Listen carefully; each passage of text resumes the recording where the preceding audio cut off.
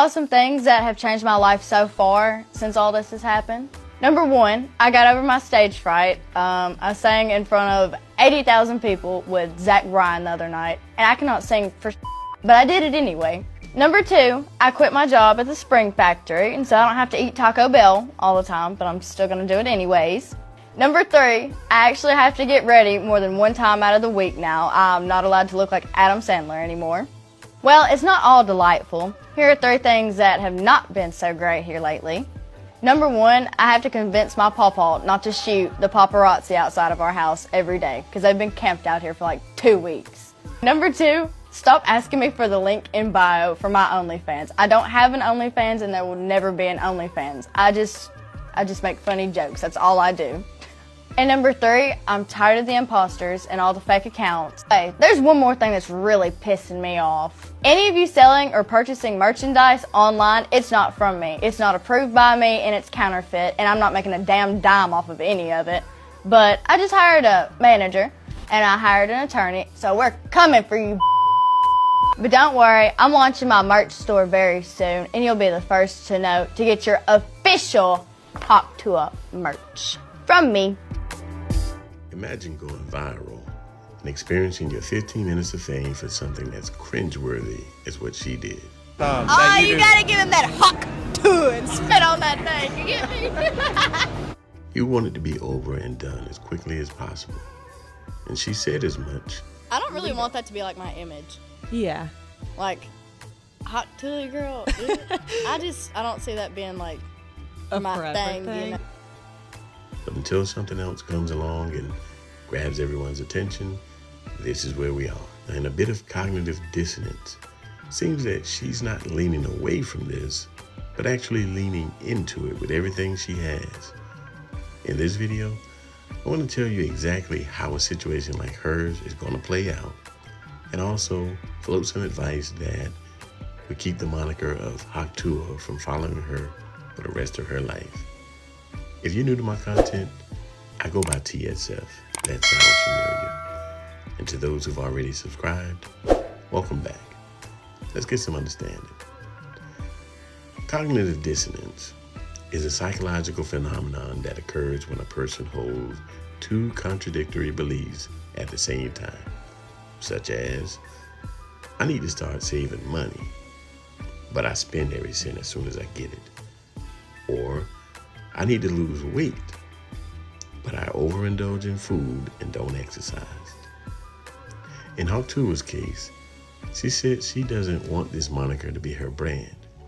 But contrary to what she said, she's striking while the iron is hot, while her brand is branding. She's from Tennessee, so she'd understand that reference. Now, by her own admission, she's making merch, like hats and t-shirts. She's going on podcasts and making appearances. We even saw her go on stage at a recent concert and give a loud and enthusiastic Hot TUAH.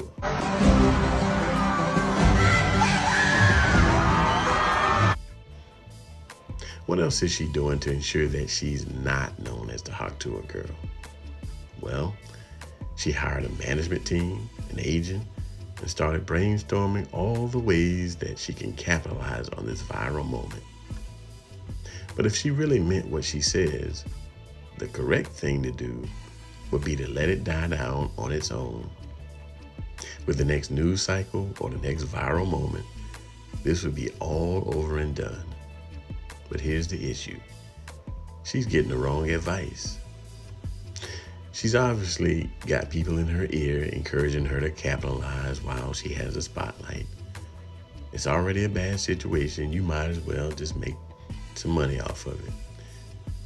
I'm looking at her friends, like the one who egged her on in the interview, pushed her into the forefront, but she herself knew she wasn't going to cross a line. Really, who needs friends like that? But hey, she's 21 and bound to make mistakes. But speaking of advice, I've even seen unsolicited advice from men and women mapping out her life for the next few months, showing how she can squeeze every last drop out of this situation. And trust me, the irony that I'm also offering my advice as well. It's not lost on me. But at least I'm steering her in a direction that allows her to keep her dignity. Now, she says that she won't do OnlyFans, but I don't know.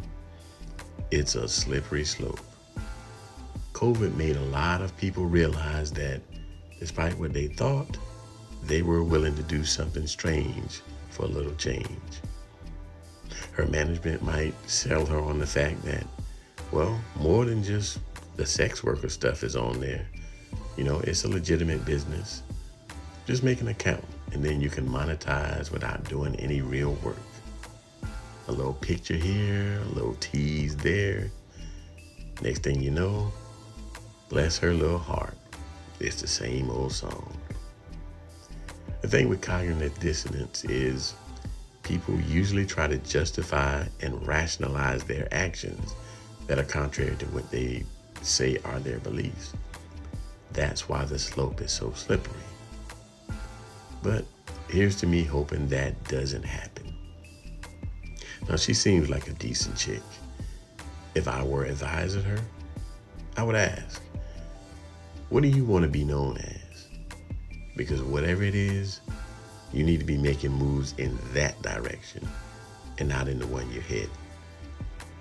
This situation, it's going to pass. You'll get teased about it for a bit, but when the next viral thing comes along, this will be all but forgotten.